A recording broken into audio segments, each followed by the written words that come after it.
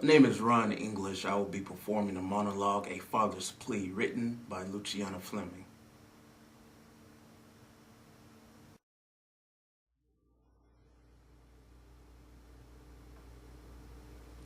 My name is James Weathers. I am Tawanda Carruthers' ex-boyfriend of 3 years. I'm Jamesia's natural father. I was there at the time of her conception. I was there during Tawanda's pregnancy, and I was by her side when she gave birth to my daughter into this world. I remember the first time I held my daughter. I counted her fingers and toes to make sure they were all there. And because they were so tiny. I remember watching her body expand and stretch and yawn as if she was doing it all by herself. I remember that was the most incredible experience of my life. I never wanted to let her go. And then the nurse came to me, she was saying, "Mr. Weathers, can we at least clean her off?" I was thinking to myself, and this is the happiest time of my life. A month before Jamesia turned 3 years old, Tawanda and I called off the relationship. She denied me visitation. She wouldn't even let me see my own daughter on her birthday. She would just tell me, "Leave the gift at the door."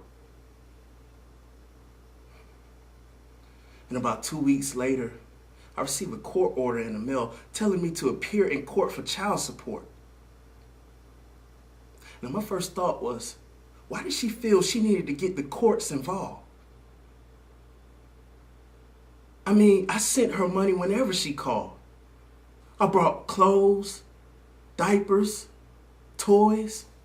I mean, just because we were apart, it didn't mean I was going to stop. I enjoyed my obligation. I loved my daughter with everything. And still, Tawanda denied me visitation. I would call her to get updates on how my daughter was doing. All my calls went unanswered. Unless she needed some money. There's some kind of way I would get an update on my daughter. So Tawanda's mother called me on Jamesia's 4th birthday.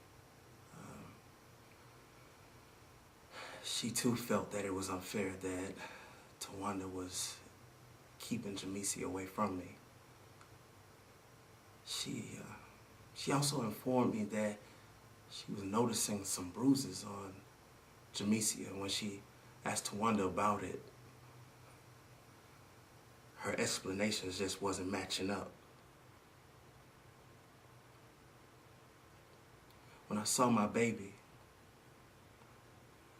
she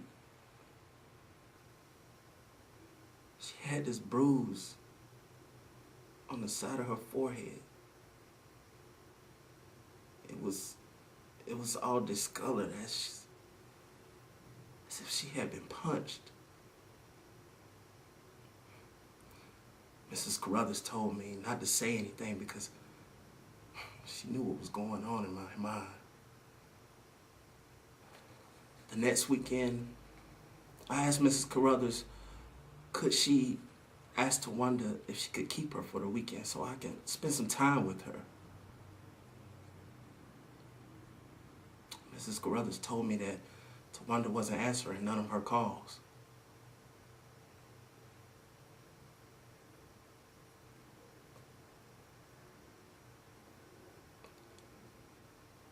Later on that day,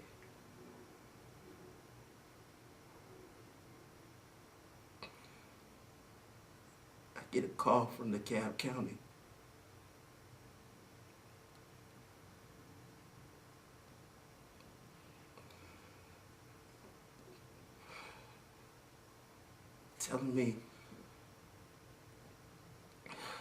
Telling me to come identify my daughter's body.